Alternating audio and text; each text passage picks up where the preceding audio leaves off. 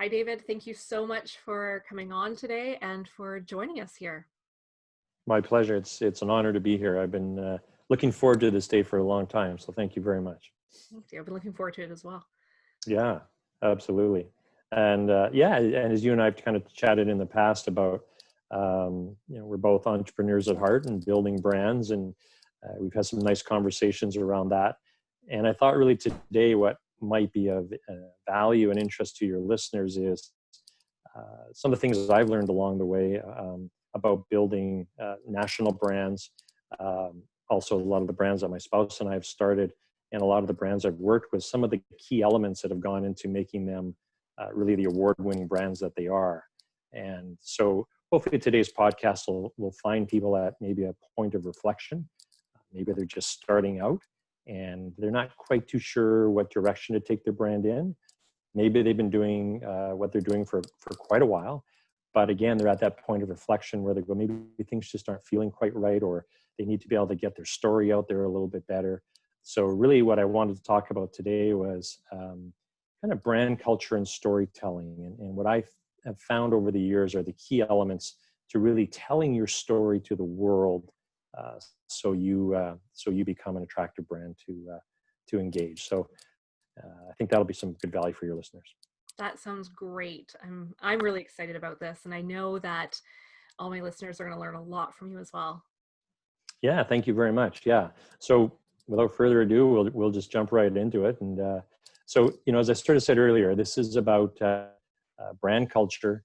And a lot of people, when they think of culture in a brand, they think of beanbag chairs and beer Fridays, right? And although those play a little bit of an element and slogans on the walls and things like that, I look at culture sort of as an ecosystem in a brand, and there's a lot of elements to building a great culture.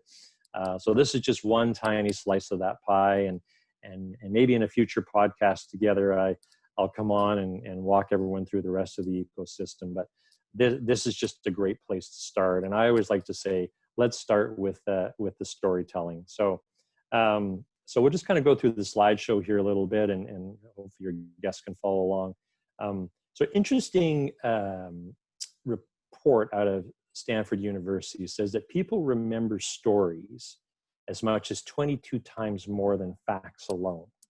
Now, facts are very important when you're building your brand, but it's the stories that are going to capture people's heart, and they're going to attract people emotionally to your brand. So one of the things I always do when I work with entrepreneurs, or when I start building brands, or I come in and I help take over companies and build them, is the first thing I say to everybody is, one thing I want to give yourself the title of is that you are the chief storyteller of your brand. So you instantly have a C-suite title, which is really cool, amongst all your other titles, typically as an entrepreneur. But you are the chief storyteller of your brand. And there is two parts to telling your story, okay? There is the character side of your story, and there is the skill side of your story. And typically what happens is everybody talks about the skill side of their story, and they forget to talk about the character side of their story. And as I mentioned earlier, skill is very, very important. In order to be successful, you have to have skill. In other words, you have to know what you're doing. But it shouldn't be your sole focus. You equally have to give the same amount of time and energy to building the character side of your story, because it's actually the character side of your story that will emotionally attract people to your brand, right? So that's really a key element, and it's something that people forget a lot about because they're so focused on skill. And even when you randomly look at websites today and you log onto them and you're searching something, pretty much 90% of it is all on we do and how we do it. It's the skill side. Yeah, they all have this little about me tab, and you click on that, and there's maybe a few pictures of the team, but there's nothing that really draws you in emotionally, and that's the character side. The other reason why you want to tell your story to the world is you tell it for two reasons. One is you want to become an attractive brand to work for, and the other one is you want to become an attractive brand to do business with. And you can really only do that through telling your story. And then the third piece about telling your story, which is equally as important, is there's really two parts to telling your story other than character and skill. there's the part that you tell, which you can control through your social media, your your website, whatever the case may happen to be. You can control that message. But then there's the story that other people are telling on your behalf. And we call them brand ambassadors. So the question you have to ask yourself is, what story do I want being told about my brand, right? And so it's very interesting when you watch certain brands and you observe how they tell their story. So let's just take, for instance, a good example of storytelling is an airline. Okay, you have in Canada, you have WestJet and you have Air Canada.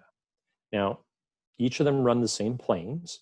Each of them have great pilots, great crews. They fly to the same destinations. They take off at the same time. But why is there this incredible loyalty to either one or the other, right? And so they both have very different ways of telling their story, but they've figured out ways to emotionally attract people to their brand. Some people might say, well, no, one has a better point system, reward system. That's why I do it. But to me, it's much deeper than that, right? And so I'm, more of a fan of WestJet because somehow they've attached themselves emotionally to me. And you see this during their commercials, Christmas and all these things that they do. They're appealing to people on a real emotional level. And so, that's just an example of two brands that have the very same product, but one tells their story a little differently that resonates with me. The other one may resonate with other people. So those three things I talked about, right? Those are very, very important. And so you have to become, amongst everything else you're doing, you got to become the chief storyteller of your brand. Make sense? Okay. Absolutely. So now, let's say we all agree upon that. Okay. Now I'm the chief storyteller of my brand. Now what, Dave? Okay.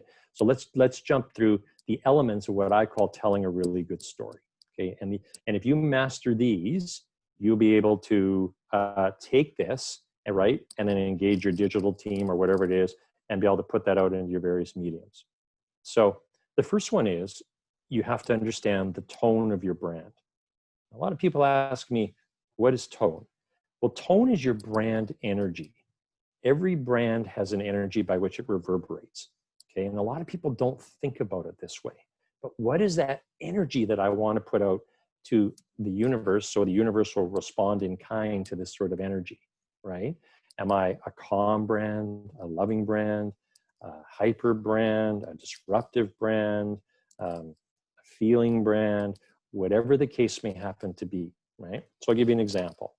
When I helped build a big IT company in Canada, we wanted to be very edgy and very disruptive, okay? And that's what we wanted to be known for. We wanted to come in and just set the industry on its ear. So that was reflected in our colors, which were black and white. It was reflected in the words we used, like monomaniacal and disruptive and all these sort of things. And our brand, by design, had an edge about it. And that's what we wanted to be. We were big, we were bold, we were brash, right? We weren't arrogant, we weren't this, but it was that sort of energy. And so when people engaged us, they knew exactly what they were dealing with, right? Conversely, I worked for another company, a huge home care company that I was part of architecting that across Canada. And our tone was caring and loving, right? So that was reflected in our color choice, which was pink and yellow and soft, right? And, we used a lot of loving words and caring words, and the way we answered the phone was very different. And, the human to human contact, all this. Had we tried to be caring and loving and used, black and white and words like monomaniacal, the two pictures wouldn't have matched up, and that would have caused a lot of confusion in the end user, right? Which would have not have emotionally tracked them into our brand. So one of the things we have to be really cognizant of is what is the energy and what is the tone. So to all your listeners out there, that should be a great place to start. Have you ever thought about, what is my energy? What is my tone? A lot of people, when they design logos and things like that, it's just, I like the colors, or I like this, or it's kind of, but there's a lot more thought process that goes into that. How do you conduct yourself? How do you answer the phone? And some other stuff we'll get into later. How's the experience we build? So this becomes really, really important. Why it becomes important? Because that energy has to be reflected through absolutely everything that you do, right? Every single thing that you do. There's a sandwich shop in Vancouver I used to go to, and it was called Smart Mouth Cafe in Gastown. They had great sandwiches, but they were cheeky. I mean, when you went in there, they were smart mouth. Like they would, order you around and get you in line. And, and so if you were expecting to go in there and be, warm and coddled and all this stuff, that wasn't their scene, but people loved it. They ate it up. You could banter back and forth with the people, and it was a lot of fun. Right. So, they kind of got that going really well for them. So the first thing is we look at our tone. That's the first element to telling your story. And so I would say to your listeners, pause and reflect and make sure that your tone is a match for the type of energy. Now, entrepreneurs who are solo entrepreneurs, typically the tone takes on their characteristics, right? Pretty hard to be a warm, loving, caring guy or gal and then try to go out there and be edgy and disruptive in something you're not. So, a little self-reflection is, how am I wired? What is the type of energy I want to put out? That generally will reflect your brand. For a company with bigger people, take it to your team, talk to them, get some feedback. Hey, what do you guys think our energy is? What do you love about working here? What's the vibe? How should we be telling, and get that feeling. So that's kind of the first thing, as I would say, is look at your tone and your energy and how are you reflecting that in your story. Okay. Great. Second thing is, okay, so now that we know our tone and our energy, is we need to look at our purpose. And your purpose is, why do you exist? Now, there's a lot out there about discover your why. A lot of people think that purpose and what we're going to talk about next, core values, is kind of airy-fairy stuff. It really isn't. At the end of the day, when you build a brand, you have to understand why you exist, okay? It is so important. Why did you start this? You talk to a lot of entrepreneurs like I do, and they'll say, why did you start your brand? And you get kind of cheeky answers sometimes from them. Some will say, well, no one would employ me, so I started my own, or I just want to make money. That's fine. But really, at the end of the day, there's a deep emotional reason why you exist. And you got to understand how to tap into that. And you got to understand how to then tell that as part of your story. Okay. And I'll give you some examples here. Your why is not a mission or vision statement. Okay. I am not a fan of mission statements at all, ever, never will be. I don't like them because mission is something to me that you're aspiring to be, which is all fine and dandy, but it's not why you exist. Your why is now and forever. Okay. And you want to make sure you've got your why nailed, because when times aren't going so well, right? Okay. You got to remember why you started. Okay. You always got to anchor yourself. This is why I started. And when times are outrageous and the money's flowing in and everything's great, your why also makes you remain humble and grateful, right? Because sometimes when things start to get, going well, the ego kind of kicks in. And you don't ever want that to happen. So again, now vision, I don't have so much of a problem with vision, but I'm more of a written compass or a painted picture type of person. I think it's really cool is put your vision into pictures or write it out like all your goals are already accomplished, right? And put that on your wall and read that every single day. Pictures are great, and that's, so you kind of start to move towards that. But I'm not a huge fan, like I said, of mission. So let me give you an example. So here's on the screen a mission statement. And it's so long, I don't even want to read it, right? My head starts to spin. But this is from a hospital. And you can see it's about 3-4 paragraphs long. My question, if I was working with that hospital and its team, is, how does this inspire you, right? Does it inspire you? And more importantly, can you repeat it word for word and live and breathe it every single day? And you walk through here every single day, right? So imagine this, you walk into a hospital and this is on the side of the wall. I don't think your first reaction is going to be, wow, I've arrived at the right place. This is awesome, as a guest in the hospital, right? So I would say that this for me isn't really serving any purpose, right? The other rule of thumb I have for a purpose statement, and I've always done this with all the brands we work with, and now we're pushing well over 100 different brands, is it should be 4 words or less. People say, why 4 words, Dave? And I go, because if it's 4 words or less, it's easy to remember. And if it's easy to remember, it's easy to breathe life into. Okay? So we have on the screen here, there's very much more than 4 words, right?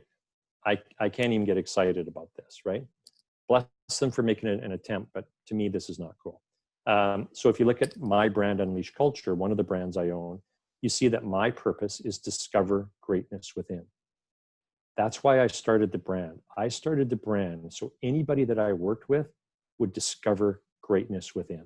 I want that for them. I want that for their people. I want that for their clients. I want that for their vendors. I want that to be the net result of engaging my services is they've discovered greatness within, right?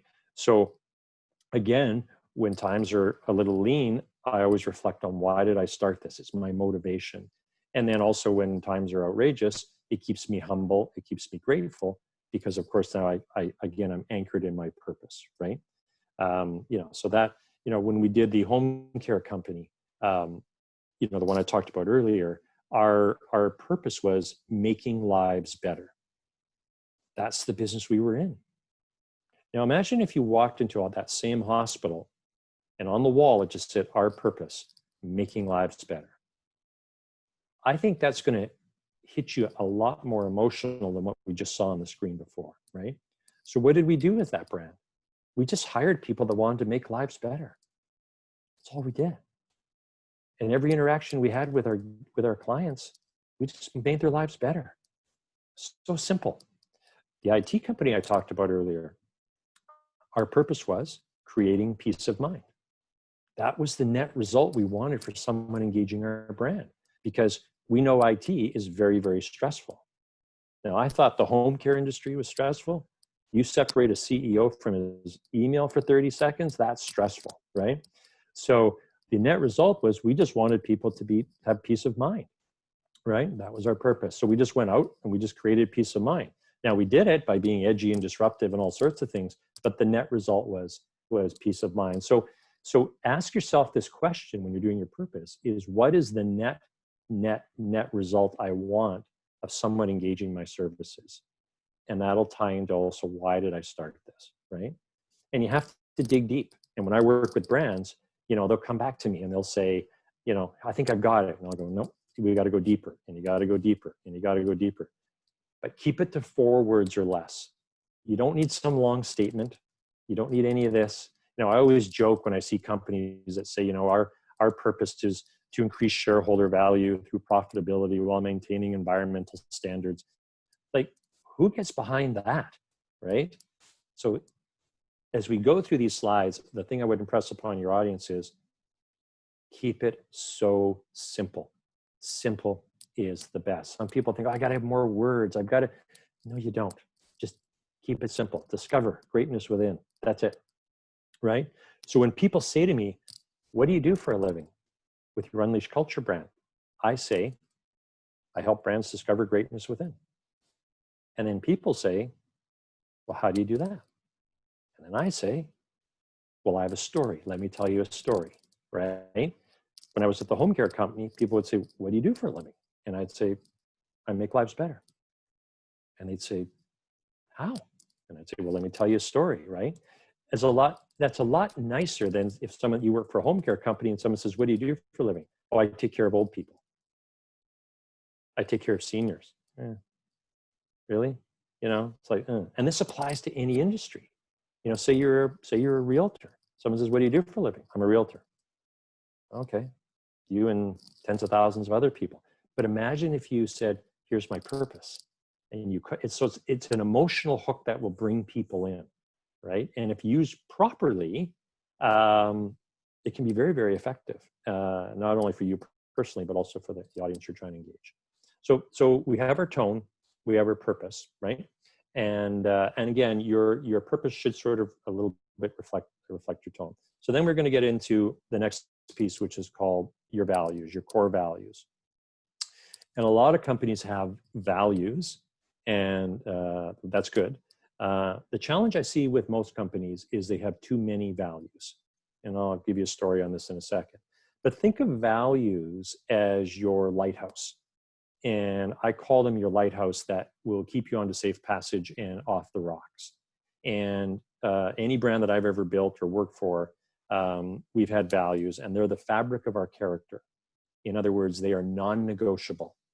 We do not do anything that ever violates our values or our purpose, right? Any decision that does that is a bad decision. Any company that I've ever been the head of, if anybody came to me and said, Dave, I made a decision, you know, maybe the outcome wasn't exactly what we wanted, but I made it based on our values, I'll never fault that person for making that decision, right?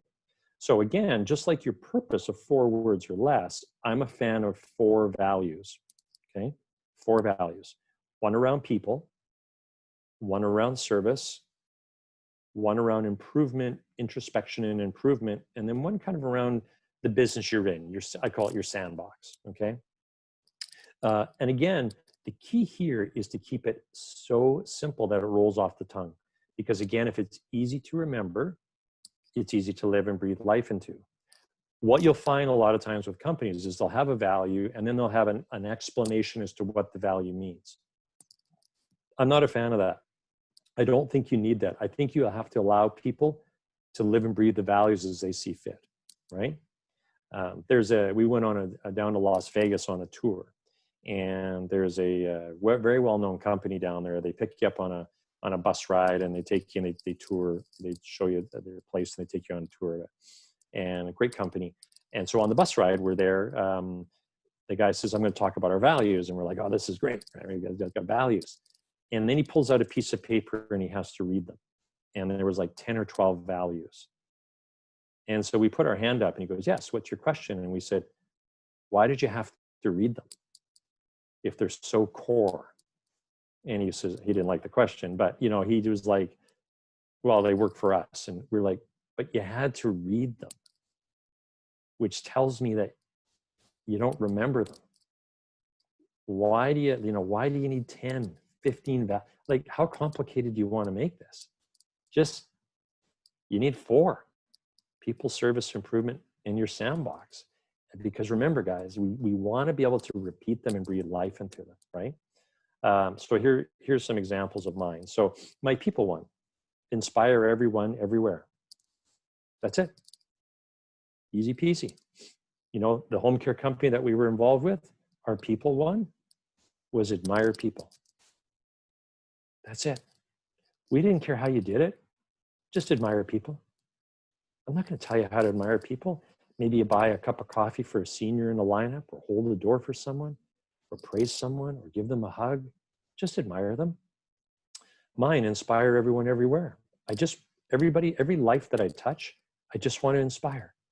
So at the end of the day, all I have to do is sit back and reflect on my values and say, did I inspire everyone I touched today? And if I didn't, then I need to reflect upon that. If I did, yeah, it's been a good day, right? If I'm making decisions, I always look at my purpose and I look at my values. Will it help people discover greatness within?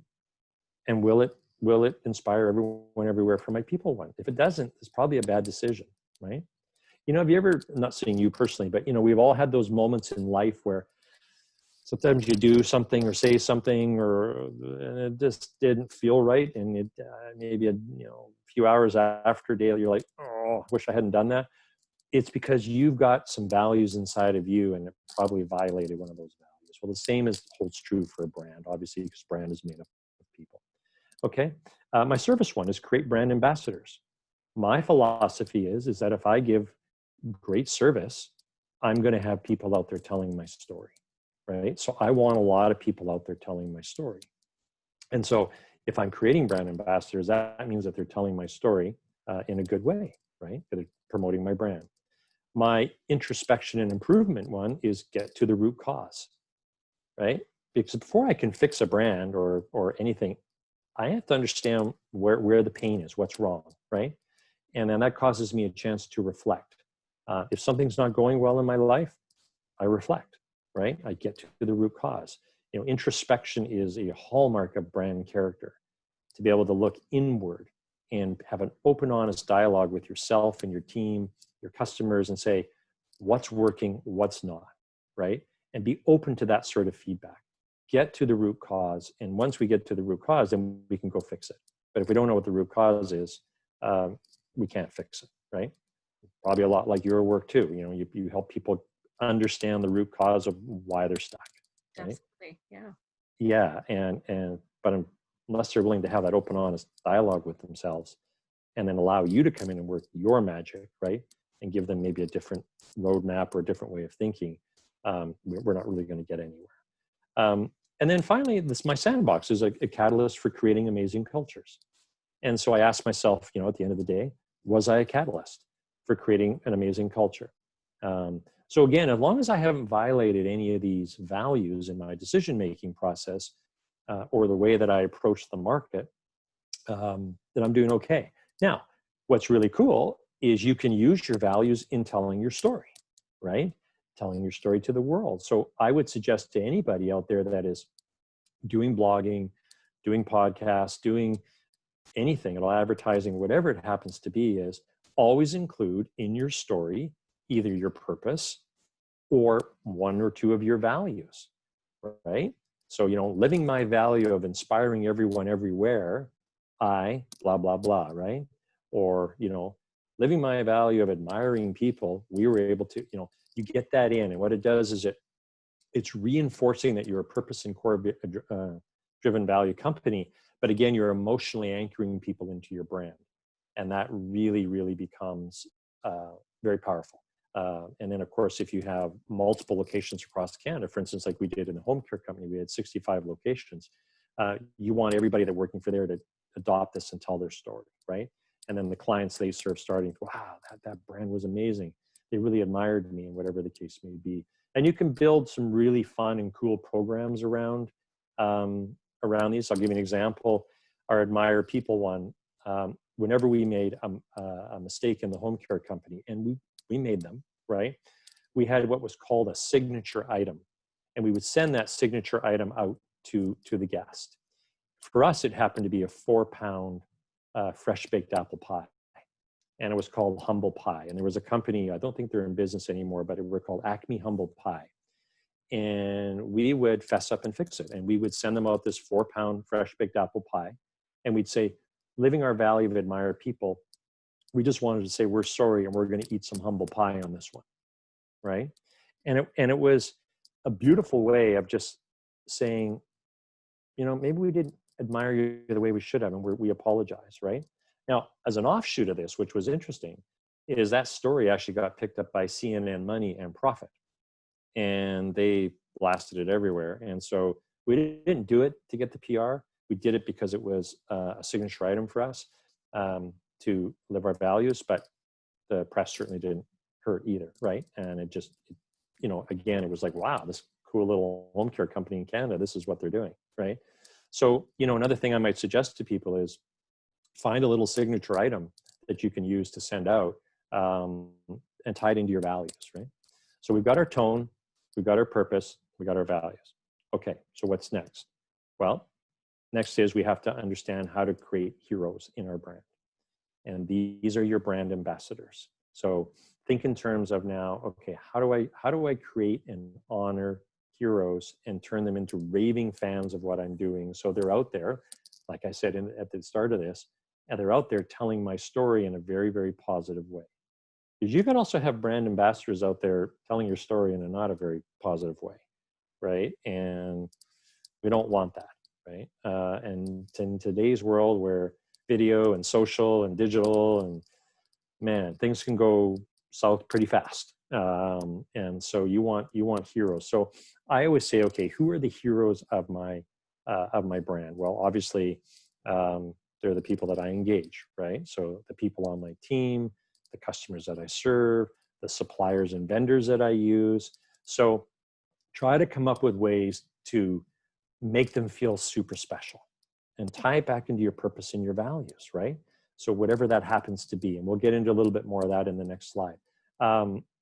Make them feel incredible. make them fall in love with you, right? Make them feel special. Do all the little things that nobody else is doing, right? Like the handwritten thank you cards and the phoning them on their birthday, and just making them feel great, treating every single person like they truly matter, right? And create heroes out of them. Tell their story, right? Connect with them on different levels and ask permission to tell their story, how your business has affected their life in a positive way, right? Make them, like I said, make them brand ambassadors, and they'll fall in love with you if you do that. The problem is, and we're going to talk more about this in the next slide, is businesses treat everybody like a transaction, right? And when you have a transactional mindset, that's what people feel like, right? And it's the little tiny things that make a difference. So I'll give you an example. At the home care company, we had across Canada, we had 65 locations, and we took care of thousands of seniors. And our second demographic was also the stressed out daughter, usually 40 to 55 years old, that because it usually falls upon the daughter, that now has found herself taking care of mom and dad in their time of need. And life doesn't really prepare us that well for that, right? So we had the senior that we served, but we also had the other demographic, which was the daughter. So we had to make the daughters feel like heroes for having the courage to call us and say, I need some help, right? And really the key to getting into a senior's house is through the son or the daughter, right? The other thing too is that sons and daughters have to remain sons and daughters. They can't become the primary caregiver. It changes the relationship. So we just made the daughters feel like absolute heroes. And of course, obviously their parents feel like heroes. So one of the things that we did was we knew their birthdays, and we phoned them on their birthday and we sang happy birthday to them, right? And you might say, are you guys nuts? Like, that's a lot of birthdays. Yeah, it's a lot of birthdays. But these people are important to us. Our purpose is making lives better. It takes about a minute to sing a birthday song, but to a 75-year-old or a 90-year-old to get a call, someone singing them happy birthday, or to a daughter, we find out something special about them and maybe send them something, their favorite, whatever, place to have dinner, things like that. So you can come up with these really cool programs that make people feel incredibly special. I call them heroes, right? Tied into your purpose, tied into your values, and you'll create phenomenal brand ambassadors that way, right? Because there's just no way they're not going to go out and tell your story, right? It's when you don't communicate and you don't stay in touch and you're not transparent with them and you don't live your values and you treat them like a transaction, they're not going to be happy, right? And that's really, at the end of the day, why are you in business then, right? You spend so much time acquiring people and clients and customers. To just lose them because you're lazy, it's just, to me, is not the answer. So we've got our tone, we've got our purpose, we got our values, and now we come up with some programs to create heroes, okay, and celebrate their life. And then the final piece is really just understanding that you are in the experience business. Okay, any business you're in typically has a service component to it, and you're in the service, you're in the experience business. And like I said earlier, most companies get very transactional in their thinking. So what I want you to think about is every single person that engages your brand has a life cycle, okay? There's a starting point and there's an end point. And during that starting and end point, there's what we call touch points. And so my counsel to everybody listening to this is map out the entire experience you want to have with them and all the touch points. And then during those touch points, create memorable moments. Okay. So let's just say, for instance, you are running a brand and you have to hire someone. Okay. So what does your recruiting ad look like? Are you tying your purpose and your core values into your recruiting ad? I do in all the ads that I run, right? I always talk about our purpose and our values, et cetera, et cetera. Okay. What does your interview process look like? What sort of questions are you talking about? When I conduct interviews, the first one I always do is a group interview, right? Get about 8 to 10 people. I don't talk about anything on their resume, right? I want to get to know them, okay? I just want to get to know their character. So I ask them questions about their purpose, our purpose, how they fit to it, et cetera, et cetera. So, then the onboarding of the person, how have you got that set up, right? What are the magical touch points? What does a great first day look like, right? Typically our first days when the brands we've built is someone comes in, their desk is all ready for them. Wow, right? Their clothing, their business cards, their computer set up, everything they need, right? We do a little bit of paperwork. They get a chance to revisit some of the people they've already met, because during our interview process, we always bring them in for a half day, right? Because it makes their first day a lot easier. Generally, we'll find out something about them, where their favorite restaurant is, right? Maybe a bottle of wine, flowers, whatever the case may be. And then at 12 o'clock, we send them home. That's their great first day. Now, what do you think they're going to do when they go home and talk to their spouse? Do you think they're going to say, oh, geez, I made a huge mistake. I joined the wrong company? I don't think so. I think they're going to be so emotionally hooked into our brand, right? And it's like, wow. And then the next day we come back, and then there'll be their proper onboarding schedule. What happens in most companies when you join? Sometimes people aren't even there to greet you. Your desk isn't set up, right? You're instantly just kind of thrown into work, right? It's not a fun process. I've even seen it so bad where people have not had business cards ready, and they've had to cross their name out and write their name on someone else's business card. And you're going home at the end of the day going, did I really make the right decision? Like, my God, is this their philosophy? And so again, that's just a quick little snippet about how you can build an experience around everything, from your recruiting to your interviewing, your onboarding, to great first days, whatever the case may be. We've even done things at the end of the first month. We've sat the person down and we've said to them, okay, Terry, I'm going to give you $1,500 today to quit. And you slide a check across to them. And people go, why would you do that? And we go, because if they take the check, then I know I've made a bad hire. And it's just saved me months of grief, right? I've never had anybody take the check, right? But these little tiny touch points and experiences along the way. Does it take a lot of work? Absolutely it does. You've got to sit there and actually on a whiteboard map out all your touch points for your internal team, for your clients, and also your suppliers and vendors. Do not ever forget about them, right? We don't want to treat them just like transactions, because they're brand ambassadors for you as well. So to everyone listening, I would say, take some time with your team and pause and reflect and say, are we maximizing all the touch points of every interaction, right? And do they tie back to our purpose and our values? Are we creating heroes through these touch points? And do they match our energy? And this is, to me, where it becomes really fun, right? Like give an example, at the last company I was CEO of, we were in a very high volume business, and occasionally we would get complaints. And so it was our way internally was every complaint had to be addressed within 20 minutes of us receiving it, right? Because to me, the speed at which you respond to something, if someone is taking the time out of their busy day to say, I have an issue with your brand, they're emotionally attached to your brand. So don't forget about that. Like they actually care enough about your brand to tell you that some experience they had or something is amiss. I think it's incumbent upon us to get back to them as quick as we can. So that was my rule of thumb. And we empowered our people throughout the organization to be able to reach out. And then, if it got up to my desk, great, we'll deal with it at that level. But they were empowered to make the decisions. And it was the speed at which we got back to the person. So Terry, if you'd complain within 20 minutes, because I know you're still fuming, right? I'm going to get you on the phone. Hey, Terry, got your feedback. I love you for this. Okay, something's not right, and we're going to make it right. So let's have a dialogue about this, and let's figure it out. Blow off your steam to me. Let it go. I'm not going to take it personally. And then here's how I'm going to fix it. All right.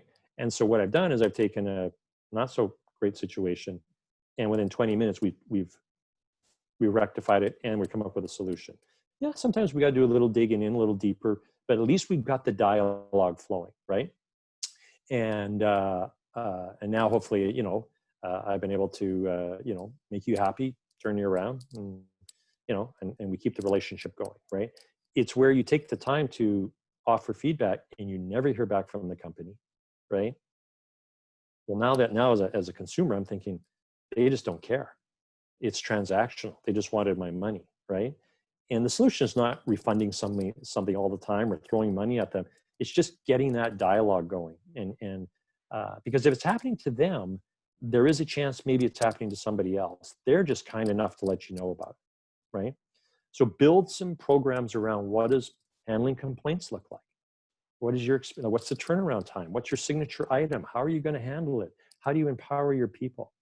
And so this all leads to telling your story, right? And so I guess, at the end of the day now, we have our energy, right? We know our tone, we know our purpose, we know our values, we've created heroes, and we've got this end-to-end experience. And so what I would say to anyone, listening here is, um, go back and reflect on these areas and ask yourself, are we doing a great job in each one of these areas, or could each one of these maybe need a little bit of a brand refresh, right? And chances are you'll probably find that in some areas you're doing pretty good, and other areas you might go, you know what, I think we could use some refresh in that area. And it doesn't have to happen overnight. You don't gotta take on everything. Just start small, but change it up. So those are kind of the elements that I've always worked with when it comes to telling my story. And then I've used those elements in the various formats of telling our story, whether it be a podcast, web, digital, whatever the case may happen to be, for the purpose really of building an amazing overall experience when someone uses your brand. So yeah, I think that's pretty good to chew on for your crew there. You can see on the screen, if anyone wants to get a hold of me, there's some ways they can do it. And that's a book I wrote, which is on Amazon, so you can read. And we talk a lot about that. But keep it super simple.